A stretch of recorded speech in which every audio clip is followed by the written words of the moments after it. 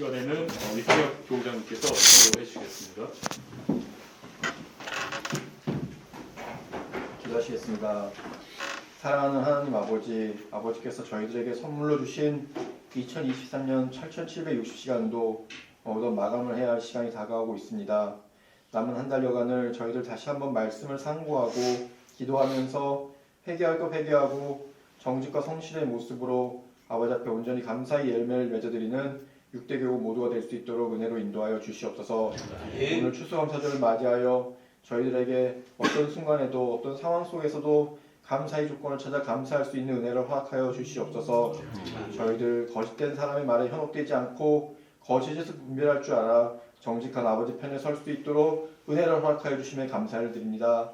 교회의 어려운 상황 속에서도 저희들이 이렇게 성전에 모여 예배드릴 수 있는 은혜를 허락하여 주심에 감사를 드립니다. 생각해보면 너무나도 많은 감사의 조건들이 저희 앞에 놓여 있었지만 깨닫지 못하고 감사하지 못했던 저희들의 부족함을 용서하여 주시고 이제 작은 것 하나라도 늘 감사할 줄 아는 복된 6대 교구 성도들 될 수 있도록 인도하여 주시옵소서. 교회를 위해서 힘쓰시고 애쓰시는 홍승희 목사님과 공석진 전사님 기억하여 주시고 끝까지 아버지 앞에 온전히 세워주셔서 맡겨주신 사명 다 이루어드리는 충성된 교육자님들에게 인도하여 주시옵소서. 이제 목사님을 통해 힘이 되고 깨닫게 하시는 귀한 말씀을 받습니다. 이 시간 저희 모두가 하나 되고 저희의 서야 할 곳이 어딘지를 깨닫고 흔들리거나 의심하지 않고 저희가 있어야 할 곳에 바로 서는 역사만 있게 인도하여 주시옵소서. 이 자리가 너무 많이 비어 있습니다. 우리 모두 기도하고 격려하는 가운데 점점 차고 넘치는 복된 원래 예배의 자리가 되도록 아버지께서 인도하여 주시옵소서. 사랑 많으신 예수님 이름 받들어 감사기도 올려옵나이다.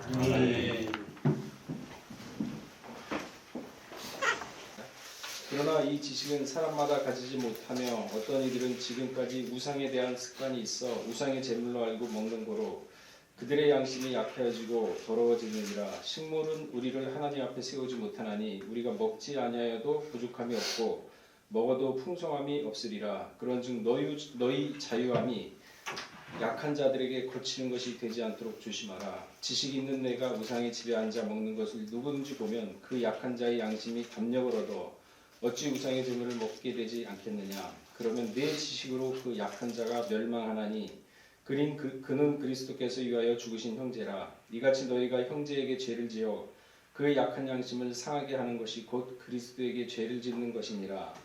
그러므로 만일 식물이 내 형제로 실족해 하면 나는 영원히 고기를 먹지 아니하며 내 형제를 실족치 않게 하리라.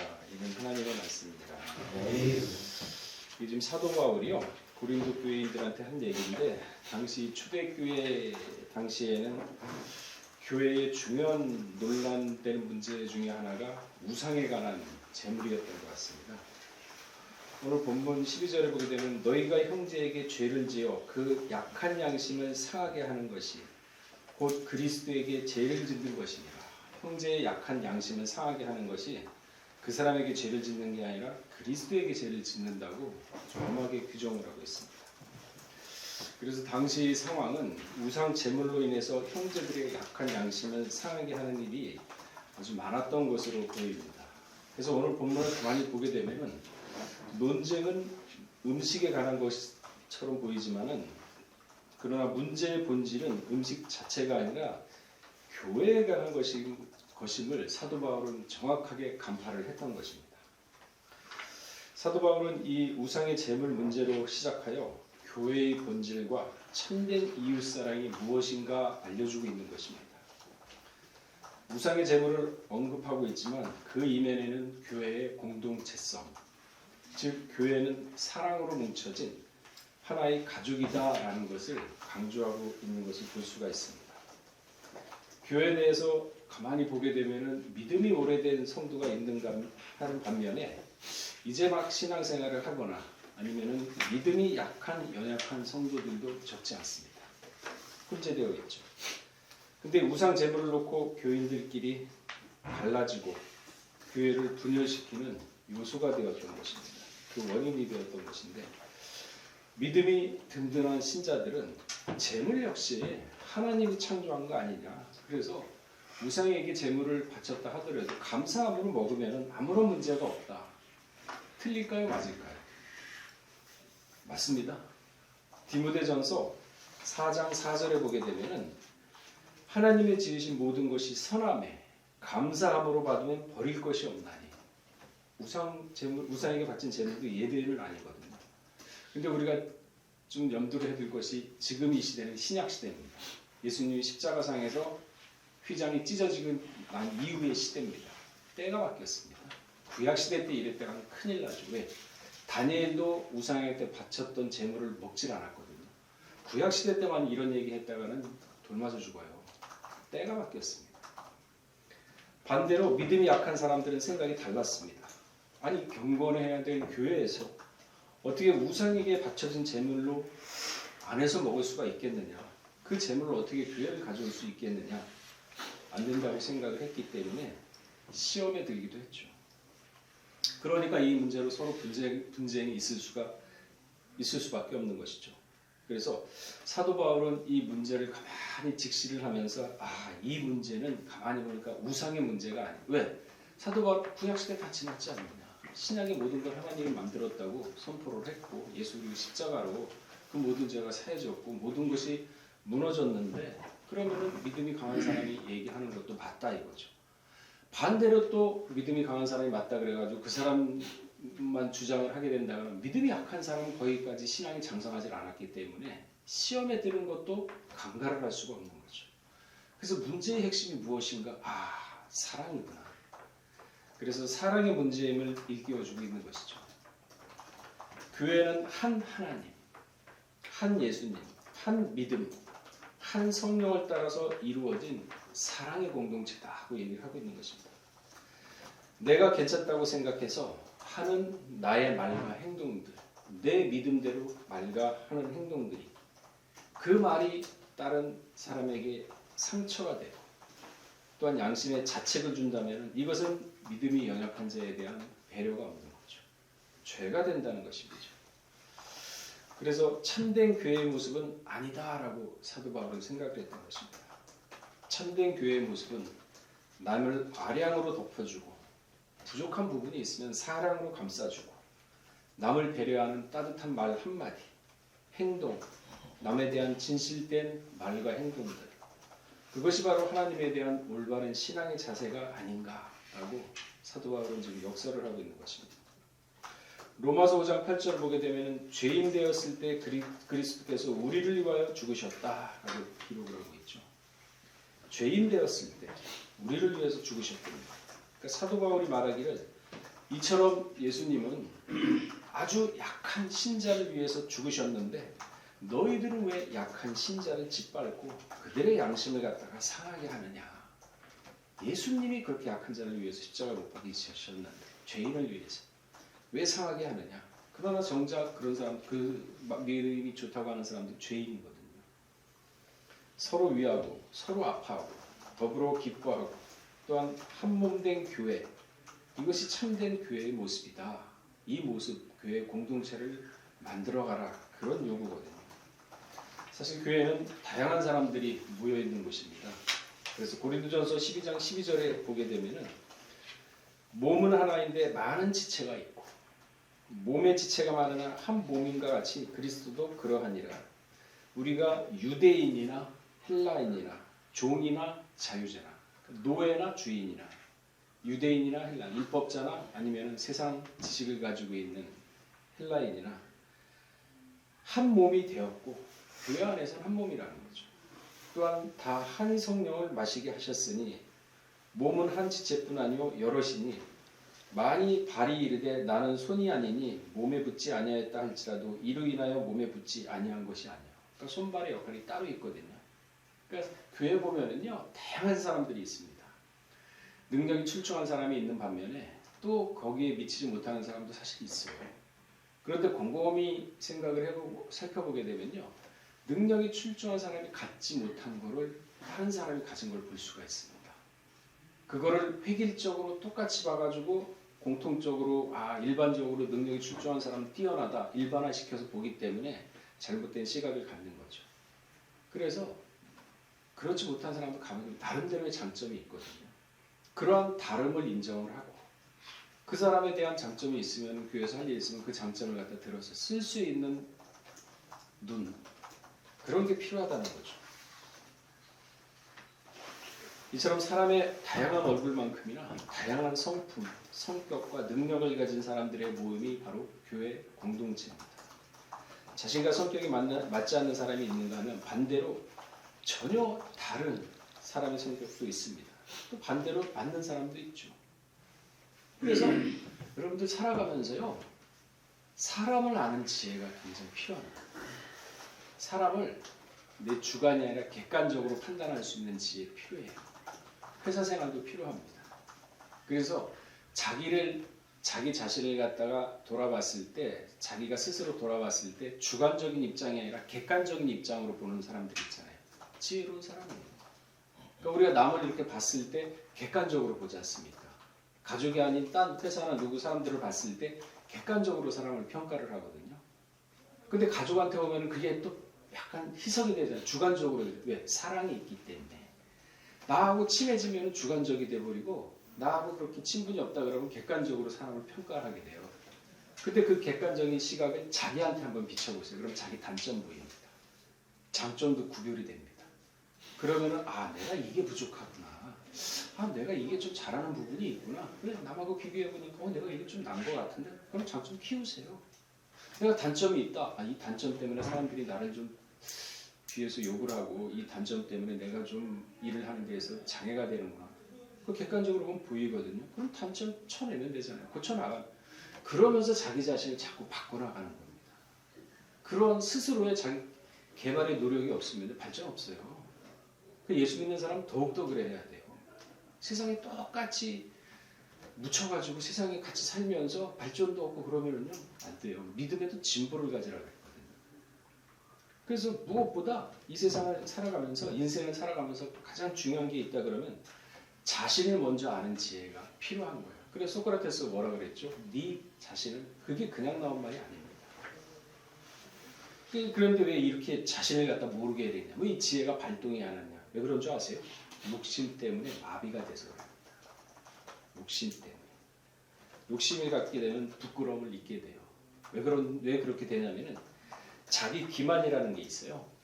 그러니까 자기가 잘못을 했고 자기가 부도덕한 행동을 했는데 거기에 대한 죄책감, 수치심, 그거 사람마다 다 느끼게 되거든요.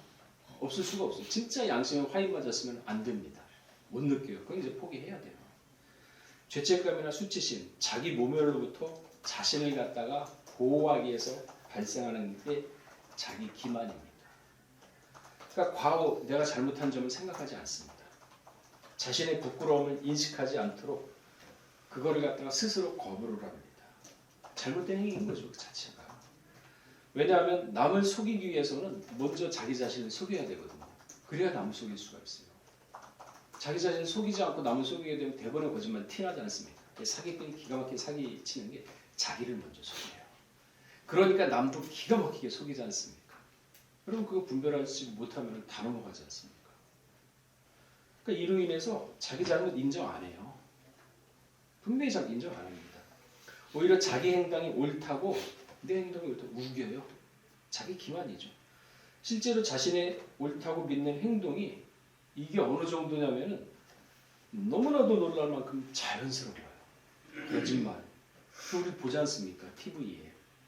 그래서 그거 보면서 막 깜짝깜짝 놀라. 야, 저 사람 도대체 양심이 있는 건가? 어떻게 저렇게 하면서도 뻔뻔하게 너무 자연스러워요. 그걸 또 얘기를 합니다. 인터뷰에. 야, 진짜 세상 사람들 얼마나 우습게 보고 자기를 얼마나 기만을 하면 저게 나올까? 놀랄 때가 너무 많아요. 우리가 지금 그런 세상을 살고 있는 거예요. 똑바로 보셔야 돼요. 이 세상이 지금 어디까지 갔는지. 그러니까 자기 기만에 빠져 있는 경우가 너무나도 많아요. 자기 기만에 빠지는 경우는 다양한 원인이 있겠지만은 가장 큰 원인은 바로 지나치게 자신만의 이익을 추구하는 마음에서 비롯되는 겁니다. 욕심, 탐욕, 정욕과 탐심의 마음이 빼앗길 때 남은 물론 자신도 속이게 됩니다. 이 무서운 거죠. 점점 커지는 욕심에 파멸에 이르기까지 그거 자제 못합니다. 자제 안 돼요. 그만큼 이익을 향한 사람의 욕심은 아주 강력하게 작용을 합니다. 돈을 얘기하는 거 아니에요. 자기 자신의 어떠한 보이지 않는 면 유리하게 이끌어가려는 그 모든 것들, 상황들 다 또 욕심에서 나오는 거거든요. 거기에 이제 가장 대표적인 게 돈이죠. 디모데전서 6장 10절에 보면 돈을 사랑함이 일만하게 뿌리가 되나니 이것을 사모하는 자는 미혹을 받아. 여러분 돈에 빠져가지고 거기 헤어나지 못하잖아요. 거기 완전 미혹되지 않습니까? 그러면은요 믿음에 떠나요. 믿음에서 떠나고 어떻게 되느냐? 근심만 쌓여갑니다. 돈만 많고 뭐 수천억 뭐 수조 있다 하더라도요 그 불의한 돈은요 근심에 쌓여요. 근심. 정당하게 벌었다 그래도 그 돈 관리하고 훔쳐가지 않고 사기 안 당하는 거 얼마나 신경 쓰겠습니까? 그러니까 금고 갖다 놓고 뭐 금고 때려받고 뭐 하고 있지 않습니까? 그거 왜 그렇게 삽니까? 그렇게 살면 좋겠지. 어쩔지 모르겠지만 살면서 속 편한 게 가장 좋습니다. 살아가면서 그래봤자 7, 80년이에요. 한 푼도 못 가져갑니다. 그러니까 그것도 모르고 그냥 혈안이 돼가지고 있으면 참 한심하게 말이에요. 그러니까 마지막 때 물질 때문에 믿음에서 떠납니다. 물질 때문에 영육간에 망한 거예요. 춘추 시대에 제 나라의 황공 명재상 관중이라는 사람이 있습니다. 관중이에요, 제 나라에. 부에는 한계가 있습니까? 하고 이게 물어봤어요. 그랬더니만 뭐라고 대답을 하냐면은 물의 경우를 보게 되면은 우물은 그 물이 마를 때까지 한계라고 할 수 있다. 그렇죠. 우물물을 계속 푸면은 분명히 한계가 있어요. 그 10년 푸고 20년 푸도 계속 나오지만 계속 푸게 되면요. 그게 어디서 나옵니까? 지하수거든요. 지하수도 10m 밑으로는 표면수예요. 그 다음 10m 이상 몇백 미터 내려가면 그거는 심층수가 되거든요. 항상 지구에는 10m 밑으로는 지하수가 있습니다. 표층에 있어요. 지하수. 그러니까 어쨌든 지역에 따라 계속 푸기만 하면요. 물은 마르거든요. 재산의 경우죠. 재산의 경우는 충분할 때, 내 마음에 충분하다고 느꼈을 때 그게 한계입니다. 그러나 사람들이 대부분 부에 대해서 만족을 모릅니다. 충분하다는 걸 몰라요. 그러니까 어떻게 되느냐? 계속 욕심을 부리게 되거든요. 그럼 결국은 파멸에 이르게 됩니다. 분명히 수치를 당하고 법적 문제가 생기고 횡령 같은 문제가 생기고 그러면은 그게 바로 부의 한계라 한계인 파멸이다. 그러니까 부의 한계는요 파멸이에요. 그러니까 성경 뭐라 그랬습니까? 지족하는 것이 경건에 유익이 된다 그랬죠. 만족하는 거. 만족하는 게 유익이라 그랬어요. 그러니까 부를 쫓는 사람은 탐욕을 아무리 채워도 만족할 줄 모르기 때문에 우물이 마를 때까지 계속 욕심을 부리고 결국 우물물이 쓸모없어지듯이 물 다 풀면 쓸모없어져요. 사람도 거의 파멸돼가지고 끝났을 때 그때서 이제 한계가 오는 거예요. 참 기가 막히게 한심한 사람들이죠. 이처럼 부에 대한 사람 탐욕 자체가 치명적이기도 하지만 더 극한으로 치닫게 되는 까닭은 다른 사람과 비교하기 때문에. 여러분 이 비교 많이 하시죠? 야, 차를 갖다가 BMW를 사고 어때? 그럼 은행 대출 도장 찍어가지고 BMW 삽니다. 옆집에 피아노 샀대. 그럼 피아노 사요. 왜? 중간을 가야 되거든. 이게 참 잘못된 문화예요. 뭐 그렇게 삽니까? 그러니까 비교를 하다 보니까 저 사람보다 내가 나아야 돼. 저 사람보다 내가 더 뛰어나야 돼. 비교의식 때문에 욕심이 생기고 망하는 거예요. 이러한 마음색들 때문에 나보다 상대방이 더 잘 되는 것을 못 봅니다. 그래서 함께 망해야 된다는 풍조까지 생겼어요. 못 먹는 감 찔러나 본다. 사촌이 땅을 사면 배가 아프다. 나오는 거지 않습니까? 근데 사람들이 이렇게 추악하게 살고 있어요. 사울왕도 다윗은 시기 질투하다가 악신받았거든요. 사람은 누구나 남보다 더 잘 되고 잘 살고 싶은 욕망이 있습니다. 없지 않아요. 다 있어요. 하지만 그것이 마음에 해가 될 정도가 되어서는 절대 안 됩니다. 욕심이 커지게 되면 탐욕이 되기 때문에 이때 마음을 지키려면 자신을 통제하고 절제할 수 있는 기준이 있어야 됩니다. 그것이 바로 선한 양심에서 우러나는 부끄러움입니다. 그러니까 디모데전서 6장 6절에 보게 되면 지족하는 마음이 있으면 경건에 큰 유익이 된다 그랬어요. 경건은요. 왜 필요하느냐? 말세지말에 성도들이 가장 가져야 할 중요한 덕목입니다. 이 경건이 없으면 나중에 다 심판돼서 다 떨어집니다. 자, 유다서 1장 14절에서 16절 한번 찾아보고 읽어보도록 하겠습니다. 마지막 때는요 심판 대상이 누구냐? 경건치 않는 사람. 유다서 1장 14절 16절까지 읽어보겠습니다. 시작. 아담의 칠세손 에녹이 사람에 대하여 예언하여 이르되 보라 주께서 그 수만의 거룩한 자와 행하시나니 이는 무사람을 심판하사 모든 경건치 않은 자의 경건치 않게 행한 모든 경건치 않은 일과 또 경건치 않은 죄인이 주께 거스려하는 모든 각한 말을 인하여 저희를 정죄하려 하심이라 하느니라. 이 사람들은 원망하는 자며 불만을 토하는 자며 그 정욕대로 행하는 자라. 그 입으로 잘하는 말을 내며 이를 위하여 정하느니라. 보세요. 경건치 않는 자들은요 남과 비교하고 왜 이렇게 나는 이렇게 태어났어? 부모가 나한테 해준 게 뭐 있어? 원망, 불평이에요. 거기에서 어떻게 나오냐? 탐욕이 생기면 사기치죠. 나는 또 훔칩니다. 근데 그게 또 정당화시켜요 스스로. 그래 자기기만 하니까. 그러니까 이런 경건치 않는 세상에 나중에 이런 사람을 심판하겠다는 거죠. 그래서 예수님이 야 너희는 그러지 말라. 그러지 않기 위해서는 어떻게 해야 되느냐? 디모데전서 6장 6절에 지족하는 마음. 스스로 만족하는 거죠. 지족하는 마음이 있으면 경건에 큰 유익이 된다. 탐심 안 들어옵니다. 사람이라면 부끄러움을 알아야 사람이에요. 요즘 세상 보세요. 부끄러움 모릅니다. 죄 짓고 뻔뻔해요. 내가 뭘 이래요. 옛날에요. 죄 지은 사람 카메라 들이대면 고개부터 숙였어요. 고개부터 숙이고 얼굴을 못 들었어요. 그래도 양심은 있거든요. 지금 안 그럽니다. 고개 뻣뻣이 들고서 그 카메라 찍을 거 다 찍으라 그러면서 수사기관에서 다 얘기하겠습니다. 그러죠? 그런 식으로 지금 살고 있는 세상이에요. 부끄럽다. 부끄러운 치죠. 이 치자는 한자로 보게 되면 귀 이자 마음 신자로 이루어졌습니다. 그러니까 부끄러운 마음은 내 마음의 소리, 양심에 귀를 기울이는 게 시작이에요. 부끄러움. 그 양심에 이게 아니구나. 귀를 기울이면서 이거 내가 잘못했구나. 그러면서 이거 부끄럽네. 창피하다. 야 이거 안 되겠는데 고쳐야지. 이거 안 되겠다. 그러면서 자기를 고치는 게 부끄러운 마음. 거기서부터 모든 게 시작이 되는데 양심에 화인 맞았는데 되겠습니까? 안 되죠. 오직 인간만이 부끄러움이라는 것을 아는 존재입니다. 동물은 몰라요. 짐승 자체는 부끄러움 모릅니다. 그러면 인간의 탈을 쓰고 부끄러움을 모른다고 그 짐승이죠. 사람의 털을 써서 짐승이에요. 그러니까 우리가 우리 스스로를 냉정하고 우리 스스로를 갖다가 뚜렷한 기준에 두고서 살아야지만 흐트러짐이 없습니다. 이런 말을 하는 저도 그렇게 살려고 노력을 하지만은 부족한 점이 많죠. 어쨌든 그렇다 하더라도 딱 기준을 세워놓고 살아야지만 남한테도 인정을 받고 하나님한테도 인정을 받는 거죠. 사람한테 인정 못 받는데 하나님한테 어떻게 인정을 받겠어요? 거짓말이죠.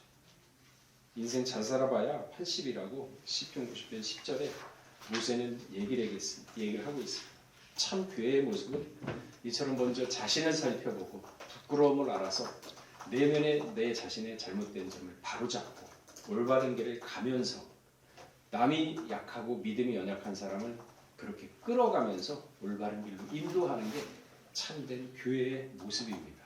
우상의 문제는 잠깐에 보이는 현상이지만 그 이면에는 교회는 사랑의 공동체고 서로 아껴준다는 게 따뜻한 말 한마디 하고 그 사람의 비율을 맞추기 위해서 틀린 일을 하는데도 기분 맞춰주기 위해서 하는 거, 그건 그 사람 죄악 오히려 더 나쁜 길로 인도하는 거예요. 그 사람을 갖다 충고하고 그 사람을 갖다 옳은 길로 인도하려고 그러면 내 자신이 먼저 서야 돼요. 내 자신이 먼저 섰는데 올바른 충고하잖아요. 그럼 뒤에서 욕합니다. 너나 잘해 이렇게. 그렇잖아요. 우리 삶. 그러니까 내가 먼저 쓰고 내 생활이 올바르면요, 딴 사람이 그 생활을 보고서 쫓아오게 됩니다. 그게 바로 전도예요. 그게 바로 한 사람을 갖다가 선한 길로 인도하는 거고, 그 길을 걷는 사람은 하나님이 그 하는 일에 축복해주고 어딜 가든지 보호를 해줍니다. 왜? 말씀대로 살기 때문에. 그게 말씀대로 사는 방법이고, 그렇게 해서 축복을 달라 하면 그 사람은 축복 주죠. 내 거 다 하지도 않는데 축복 달라고 하면 축복 주나요? 그리고 나서 축복 안 주면 돌아서 가지고 야 기도해도 되는 거 없더라. 아니 자기가 자격이 안 됐는데 무슨 축복 달라고 한다고 하나님 주겠습니까? 아니 애들도 우리 야 너 공부 잘하면은 내가 자전거 사줄게. 그런 거 많이 해봤지 않습니까? 공부 제대로 안 하고 있는 자전거 사달라고 해주겠어요? 아니 인간도 그러는데 하나님이 그렇게 안 하겠어요? 인격적인 하나님인데. 근데 전부 다 하나님은 그냥 무조건 사랑이고 무조건 해주면 다 해주는 분이고 그거 안 해주면은 그냥 하나님이 그냥 뭐 나를 버렸나 봐. 아이, 하나님 믿어도 될 거 없다. 그러니까 어린애 같은 신앙으로 하나님 대하니까 하나님이 그 신앙으로 대하는 거 아닙니까? 근데 신앙이 좀 장성해야죠. 교회는 지금 우리가 나눠졌지만은 어차피 또 받아들여야 될 거 아닙니까? 마음 회심하고 돌아오는 사람들 받아들이면서 몰랐던 걸 좀 따뜻하게 감싸주고 안내해주고 그렇지 않았다. 사실 이거다. 속아서 간 사람들이거든요. 대부분.